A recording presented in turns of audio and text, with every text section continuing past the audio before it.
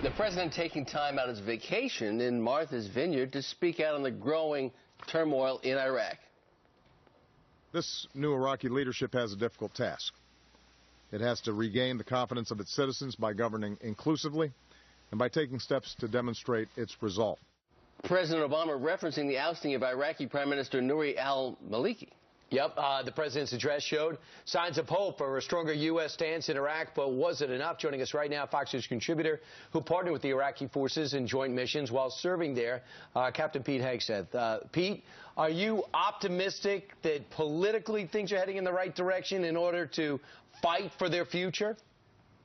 Well, yesterday felt there was some optimism yesterday on both the political and military front. It felt like for the first time this president put on his foreign policy big boy pants and said this is a real problem that we've got to deal with. You've got more strikes against ISIS in the north. You've got weapons through the CIA going to the Kurds and the Peshmerga as well, who are under siege and longtime allies of ours. And then you finally got an acknowledgement that the future of Iraq is probably not in the hands of Nouri Al-Maliki, something this administration abdicated for years. We got to this point because this president and this administration took their eye off both the political and military ball. So good developments yesterday about acknowledging the geopolitical threats in Iraq, but it's too little and it's coming very late. But can that fighting from Iraqi forces, as indicated by the president, he said, seemed to say they have to do it on their own. Can that happen without our commitment and involvement?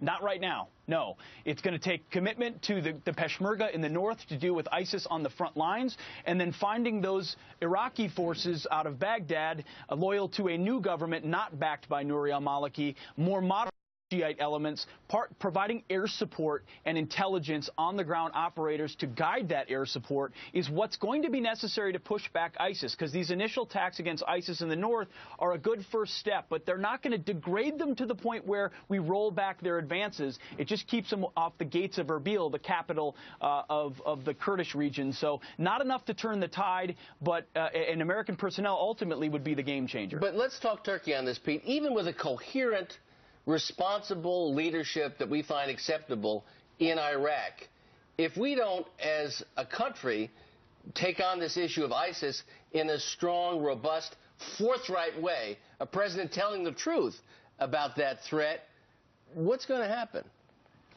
Well, what's going to happen is you've got an environment in Iraq right now that looks even worse, frankly, than a pre-9/11 Afghanistan. You've got an organization with our weapons, with robust funding, and that has said directly that they seek to strike the American homeland, creating their own caliphate between Iraq and Syria. They're growing, they're expanding, they're ambitious, they're empowered. This is a threat to us, and we need to address it, come alongside the Iraqis, and do what we got to do. Captain, is this the same ISIS that was referred to by the president as JV? Yes, it was. Apparently, they've traded in their JV jerseys for our own tanks and our own surface-to-air missiles, something we should be pretty concerned about. Yeah, they turns out to be better than the Lakers, who they were teamed with. Now, Pete, here's the biggest question. We don't want to put boots on the ground. I get that so far. But do you think the Iraqis that you helped train and your buddies helped train are capable of being the 200,000-man army to take back these major cities with our air protection? There are certain divisions within the Iraqi army, like the 1st Division, others that we're partnered with, that we know are more multi-ethnic, more competent, less likely to be aligned with the Shia elements, and would be and could be capable of pushing out from Baghdad and providing more support. So they're there. You just need the right people to determine the intelligence to partner with. Yeah, that whole laying down the weapons and running didn't really go too well for us. It didn't help with the image, no. Right. Captain Pete Hegseth, thanks so much. Thanks, Pete. Thank you, Pete. Thanks a lot.